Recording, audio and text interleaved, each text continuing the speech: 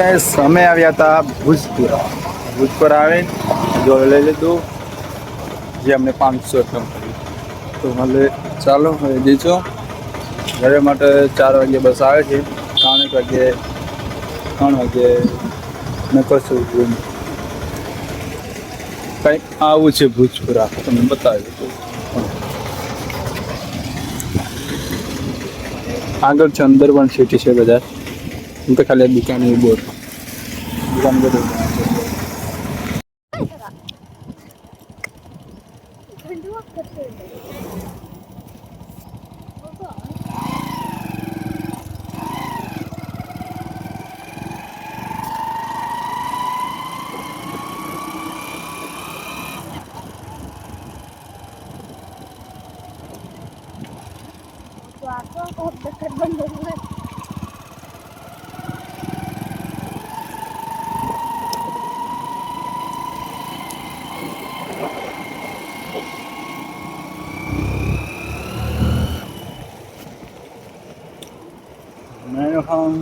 ભાઈ ફાઇનલી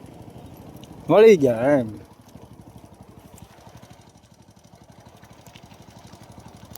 ભાઈ ફાઇનલી બેઠો તો ગામમાં ભાઈ ફાઇનલી આવી ગઈ છે ભાઈ બ્લોગ હું બનાવું છું તો કેવા સારા લાગે છે કેવા લાગે છે ખબર નહીં આ બસીને હસે છે આ ગામનું નામ છે આભાર એના એ નહીં બતાવું છું તમને મોટી ખાખર છે યાર એક આ છે ભણિયા જે તમને દેખાતો પાણી ऐसे दो आ कौन है भाई वो है ना सारू तो बाय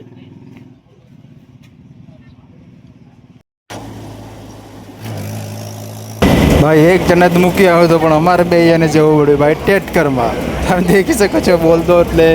ના સંભળાતો એટલા માટે હું પાછું રેકોર્ડિંગ કરીને તમને સંભળાવું છું ભાઈ તો એ બસમાં જ બેઠો રેકોર્ડિંગ કરું છું એડિટિંગ કરી નાખું છું એટલે ભાઈ તમે દેખી શકો છો ટેટકરમાં જઈએ છીએ અમે 2 જણા બતાવું આ છે એ ભદ્રજો આ ટેટકર ભરેલું છે આ છું હું મેં ચાલો આપણે જઈએ ગામમાં અને બસની ઇંતજાર કરશું બસ થોડો દેખી પણ લો ભાઈ ટેટકરનું મતલબ અલગ લેવલનું દેખાય છે અલગ લેવલનું દેખાય છે કે કેવી રીતે એમ ટેટકર બ્લોગિંગ આને શું કહેવાય કમેન્ટ કરી જણાવજો ભાઈ અને કેવી રીતે મતલબ ટ્રાવેલિંગિંગ મોટો બ્લોગિંગ શું બોલે એ મને કોમેન્ટ કરી જણાવજો ભાઈ મને પણ નહીં ખબર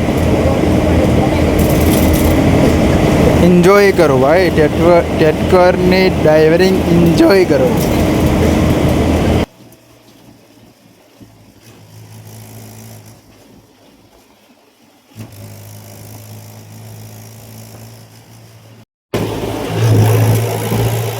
ફાઇનલી આવી ગયા મોટી ખાખર ભાઈ તમને ખબર જ છે તમારા ભાઈ જઈ રહી છે ઘરે સારું ચાલો બસની વાટ જોઈએ બસ આવે પહેલું પણ ગામડું બતાવ્યું છે કેવું છે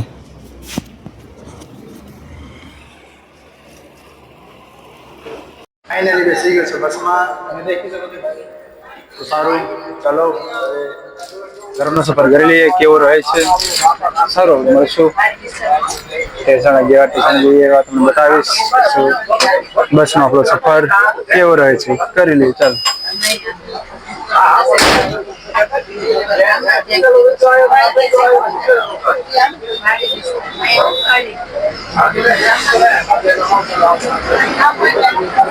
ભાઈ સીટ પણ પહેલી જ મળી છે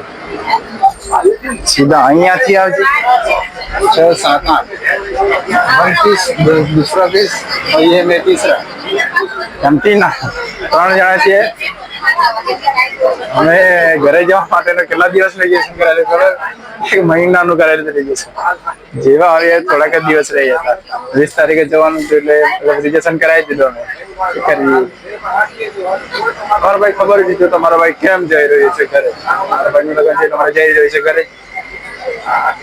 સારું તો ચાલો કરીએ સફર રહે છે.